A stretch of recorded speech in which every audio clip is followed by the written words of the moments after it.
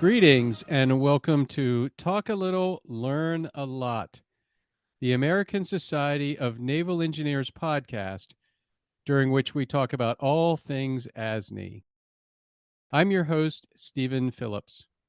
Today I'm joined by Ron Rábago, an ASNE National Vice President and retired Rear Admiral from the U.S. Coast Guard, to learn more about him and his vision for ASNE. Ron, thank you for joining me on the podcast. I'm looking forward to this discussion. Well, it's a pleasure to talk with you on a subject I think is very important to our nation, the health of our nation's maritime industrial base, and ASNE's important roles as a facilitator of communications, a forum of technical innovation, and a mentor for current and future naval engineering professionals. Ron, let's begin by getting to know you better. Please tell the Talk a Little, Learn a Lot audience more about yourself.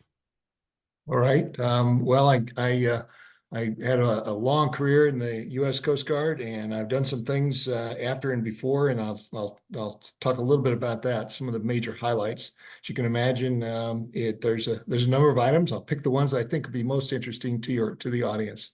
I served a total of 36 years in the U.S. Coast Guard, and I'm a graduate of the Coast Guard Academy.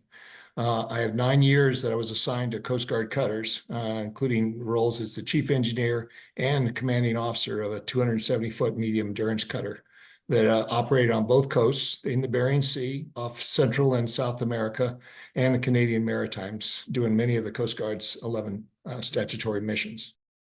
I've served as a production manager and then commander of the Coast Guard's only shipyard in Baltimore, Maryland. There, I conducted over 80 vessel repair and modernizations with my 700-person team there at the shipyard. As a flag officer, I was the chief acquisition officer for the U.S. Coast Guard, overseeing the service's then $30 billion recapitalization program that included boats, ships, aircraft, national networks, and shore infrastructure. My last duty assignment in the Coast Guard was as the chief engineer, which I oversaw all the maintenance and modernization of over 250 ships, 200 aircraft, 23,000 shore facilities, 2,000 boats, and on the Coast Guard's energy and environmental management programs.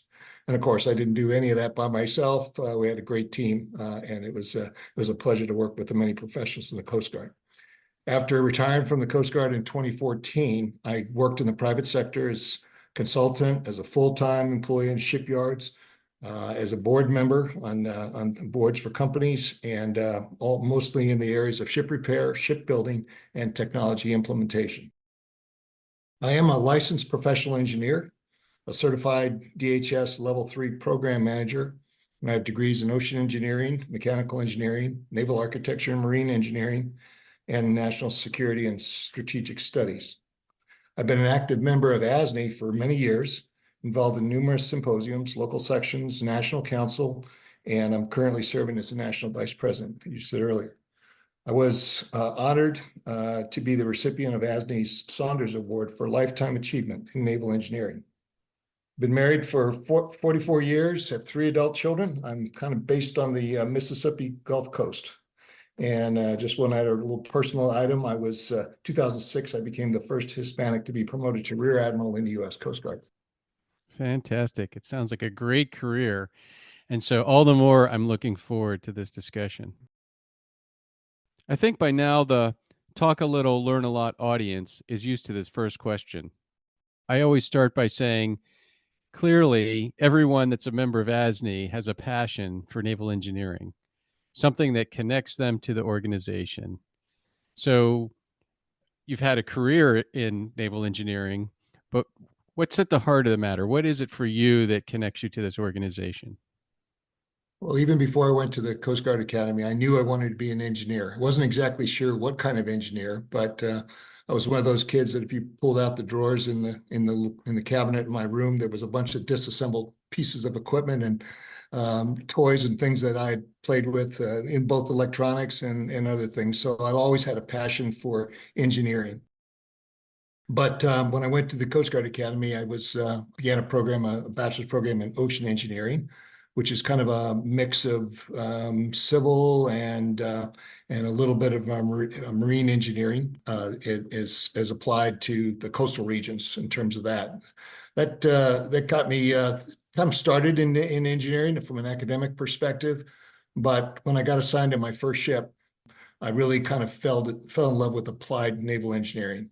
It began with the first drawing I did of a system. The first time that I was asked to repair something and I fixed it and it stayed fixed.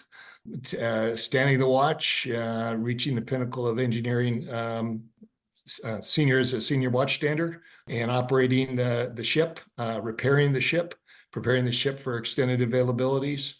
It culminated as engineer officer on a 270-foot ship, as I mentioned, and then I was when I went to shore commands, I was providing support to a number of ships that needed maintenance and care, and I loved all of it, and I knew that's exactly what I wanted to do.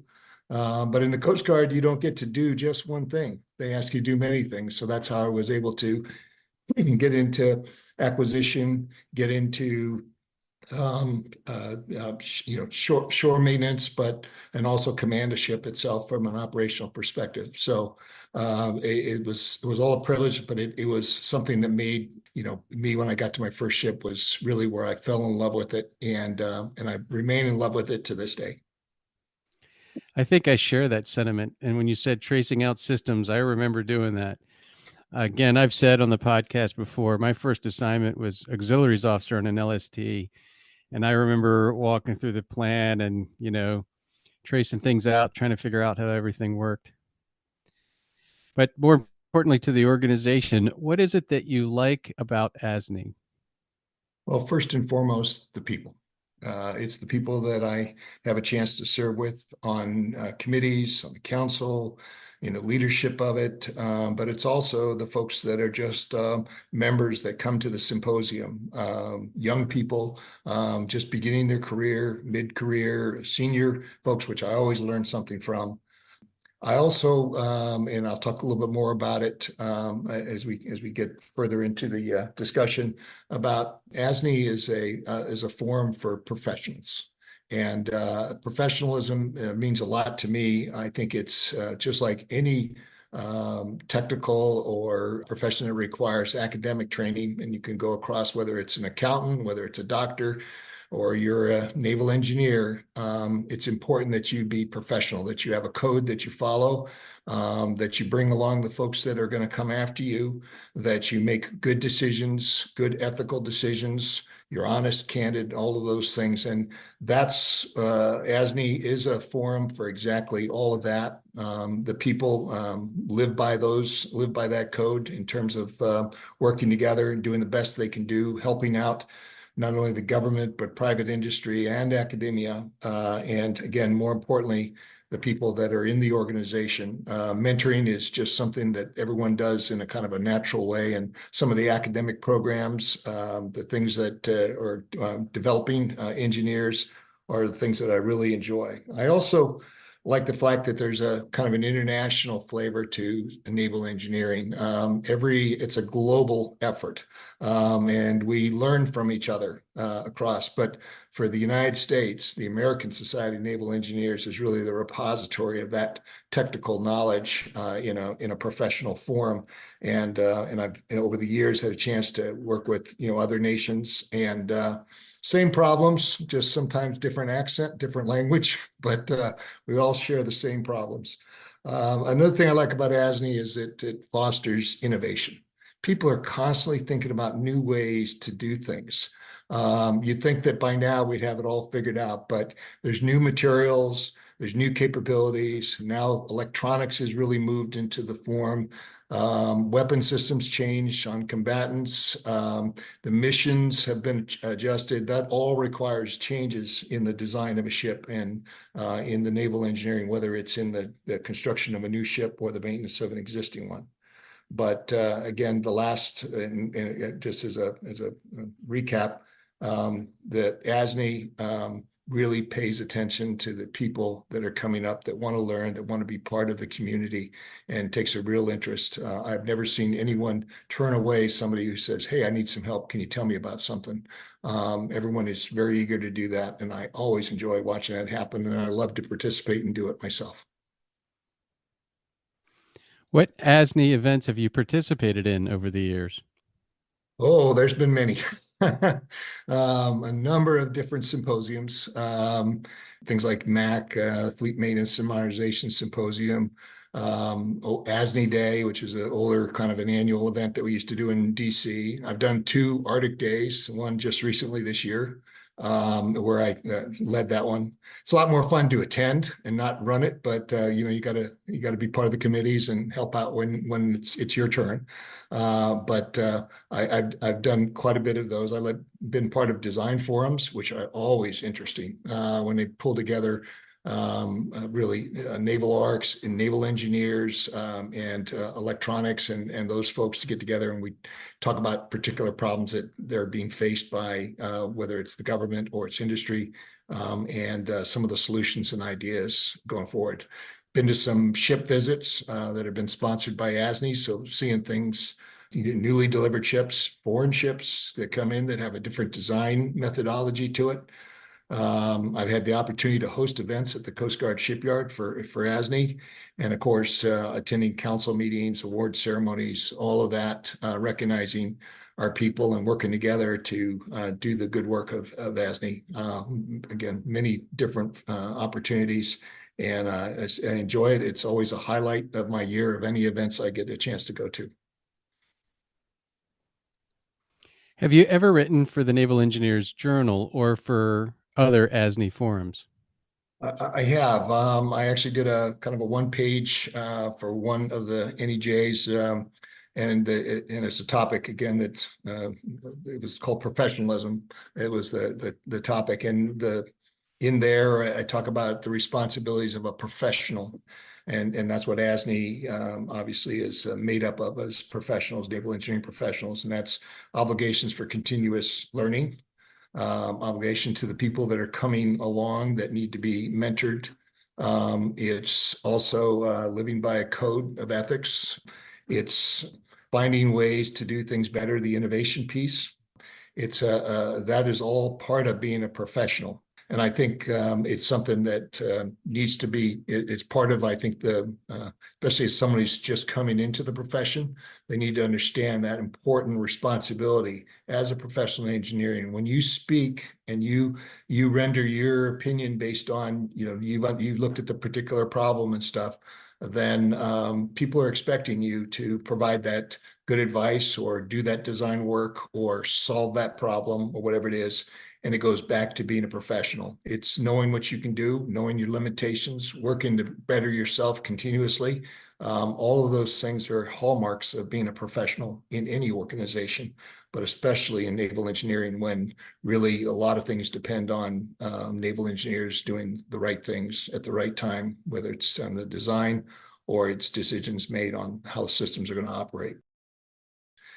One of the things that I really enjoyed with participating in technical writing was to identify a young officer or a professional civilian that was working on something that I thought was of broader interest to the naval engineering community. And I would offer to be a co-author to them. They would end up doing probably 90% of the work, writing about the things they were doing. But I would edit it. I would go on the byline, but again, I would always give them top billing. And then I really watched them blossom as they not only did the rigorous work of producing a high quality technical paper that others could benefit from, but also when they presented it as being the authors, the creator of a technical product that was listened to by their peers, by people that were senior to them, and then getting those questions and responding to those questions because they knew their subject, and watching them grow professionally when they had that opportunity.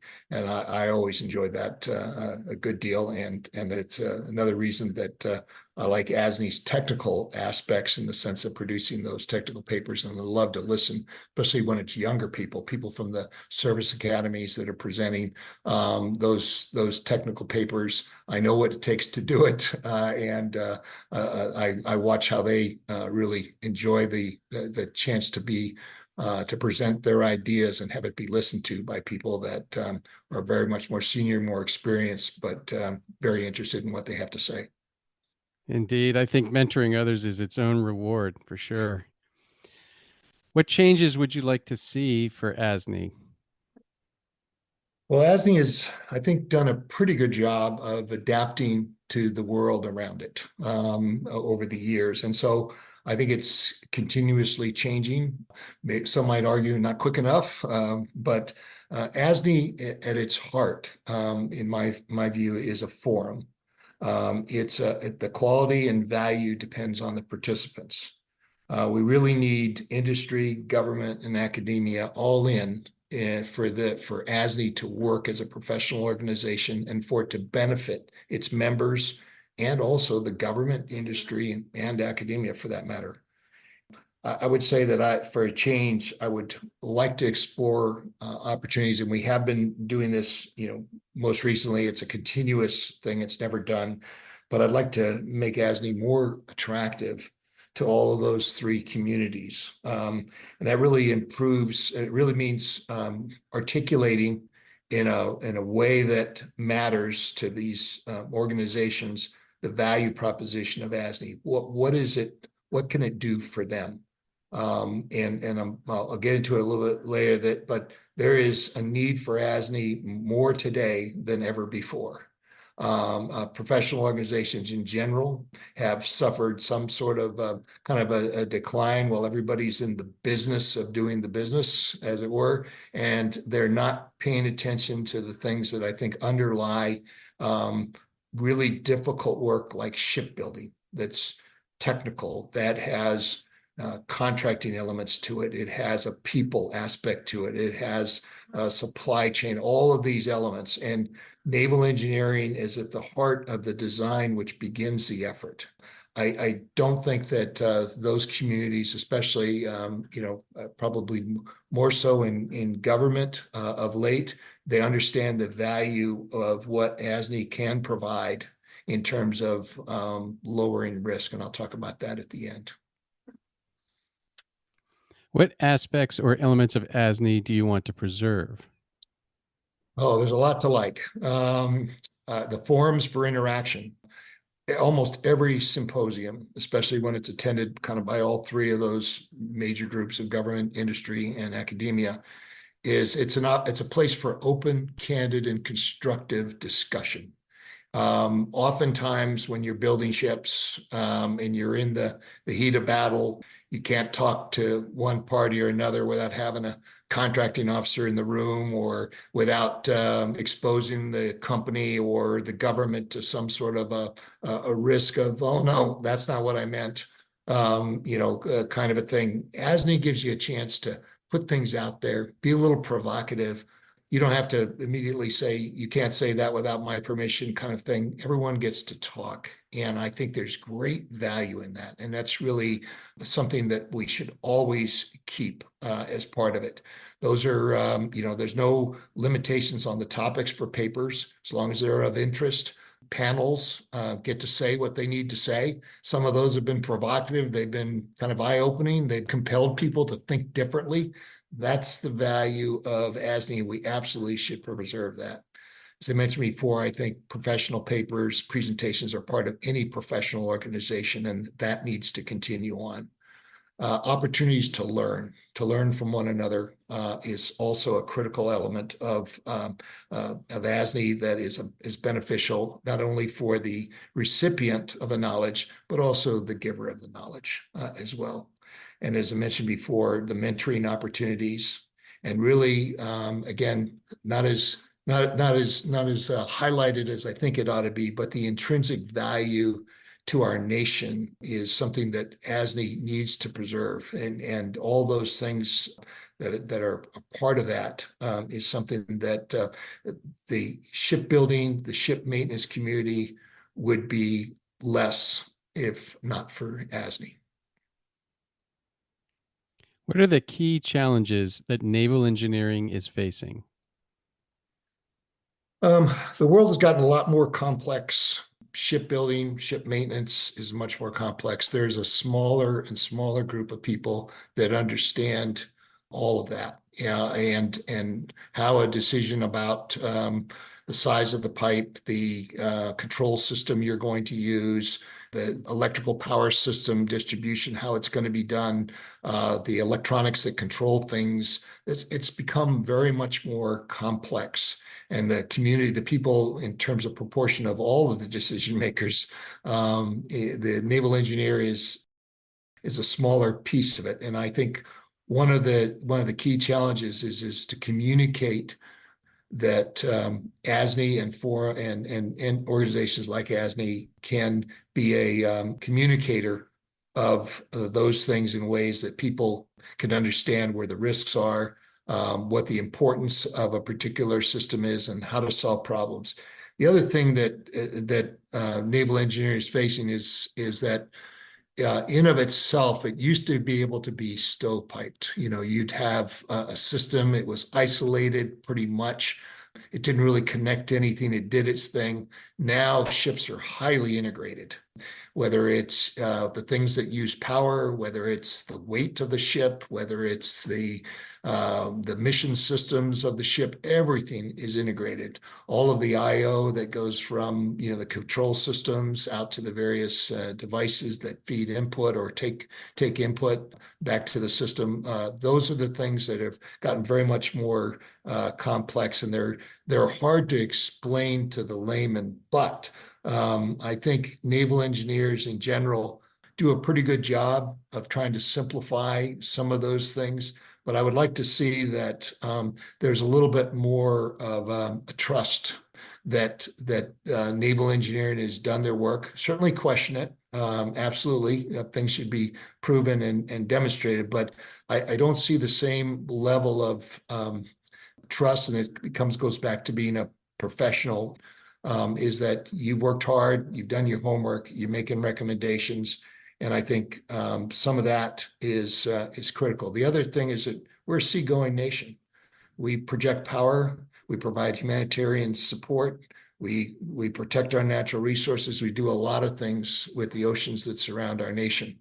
And the idea that you wouldn't think that naval engineering was important to the health and the future of our nation just means to me that, yeah, there's lots of things going on. I get it. But to think that you didn't value naval engineering is kind of short-sighted and narrow-focused. Naval engineering is at the heart of good ship design, and it represents our ability to do all those things once you leave the coast. What do you see as opportunities for investment in naval engineering? Engineering is hard. As I was taking courses, there at University of Michigan, they had several of those engineering courses. They were called weeder courses, and basically they weeded out the people that weren't really committed to it because it's hard work. And I'm not saying that there isn't other professions that are difficult as well, but engineering is hard work, regardless of which aspect of engineering. But naval engineering in particular, because of the highly integrated systems that are required you have to design to, is difficult. And I think that we as a nation should be investing more in programs, whether it's a tech school, whether it's a college, whether it's even introduction at the high school level for potential designers and draftsmen to be able to do naval engineering. And so I think that we as a nation should be focused on the importance of it and make sure that we do provide those opportunities. There's a lot of money that flies around for a variety of things for our nation, but speaking somewhat parochially, but what great value you get out of it to develop young people who want to go into the field of naval engineering and provide and design integrated systems that are going to go on the ships that we build every year, whether it's a commercial vessel or it's a government vessel. It is our ability to do many things in this world, and I'm always surprised by the kind of the lack of support in academia. So that's a place I think definitely that it could be that greater investment could be made. I think also, it used to be many years ago when I first started doing it is that the government was much more supportive of professional organizations like ASNE. People would dedicate time and effort to participate because they knew the value that professional organizations like ASNE helped develop their employees, gave them that kind of those elements of professionalism. It was a place to learn. It was a place to interact with others in their profession and plant chance to grow professionally. And it was always considered to be an important part of their professional growth. We don't see as much of that from the government as we could, or as we should, in my view. So that's another opportunity for investment. And it gets back to that, have we really explained the value proposition of ASNE to the people that make decisions? Is there anything else that you would like to share with the ASNE audience?